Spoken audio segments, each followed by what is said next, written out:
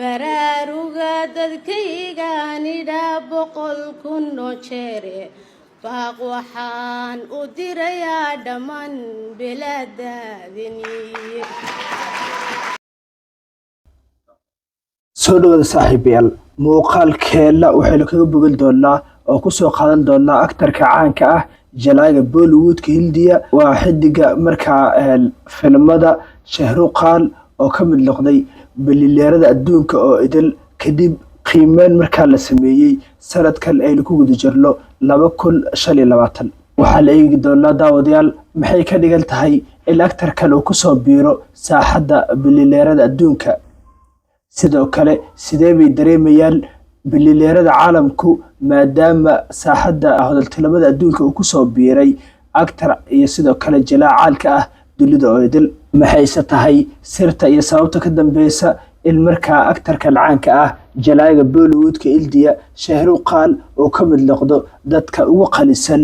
guud ahaan adduunka oo idil xogo iyo macluumaad dhaxalgal ah ayaan muuqaalkan ku faaqidi doonaa daawadayaal ee soo dhawaada balse inta aan muuqaalkan guda gelin aan ku xusuusiyo daawade in muuqaalka aad laagi loo saarto sidoo kale aad sii share gareyso si saaxiibo badan oo wanaagsan sidaadoo kale muuqaalku uu gaaro halkan waa kanaalkeena YouTube-ka ee Zaki Qaran mar kale kulan wacan saaxiibayaal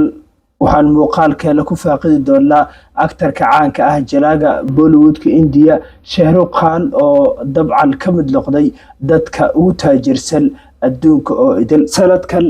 2025 ayaa noqday sanad cajiib maadaama saaxadda hadaltilamada adduunka ay ku soo biireen jilayaal caan ah iyo sidoo kale aktaro iyo agaasimayaal filimo oo ka mid noqonaya dadka ugu hadaltisan ama ugu taajirsan adduunka oo idil sida markaa laga soo xigtay qiimeynta sanadlaha ah ee majalada The Forbes ee ka faaloota arrimaha hadaltilamada caalamka jalaaga caanka ah ee filimada Bollywoodka Hindiya Shahruqan ayaa waxa uu ka mid noqonayaa dadka ugu hadaltisan ama ugu qalisan adduunka oo idil sida markaa lagu qoray majalad ka faaloota arrimaha hadaltilamada ee ka soo baxda dalka India qiimeyntan oo la sameeyay sanadkan aynu ku guda jirno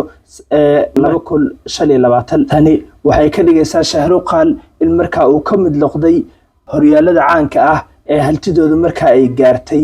1.4 bilyan oo dollarka Mareykanka ah shakhsiyaadka kale ee sanadkan 2025 qiimeynta ku soo baxay ee ka mid noqonaya liiskan dadka ugu hadaltisan adduunka oo idil waxaa ka mid ah jalayaal agaasimayaal filimo iyo sidoo kale aktara caan ah dadka markaa liiskan lagu xusala waxaa ka mid ah atriishada caanka ah ee filimaalta Hindiya ee markaa la yiraahdo Joy Jalwa waxaa kaloo ka mid ah aktarada markaa aan kala dhicin Hrithik Roshan iyo sidoo kale Amitabh Bachchan waxaa kaloo dadka saaxadda markaa hadaltilamada adduunka ku soo biiray majalada la xusta ka mid ah agaasima filimeedka lagu magacaabo Karan Johar guud ahaan daawadayaal muuqaalkeena kaga hadlayay Shahruqan xidiga Bollywoodka Hindiya aktarka caanka ah dabcan intaas ayaa ku soo koobayna inta muuqaal ka lamid ah ku kulmi doono waxaa la kaga tagay sida iyo nabadgelyo baraaruga dadkaygaanidha boqol kun oo jeere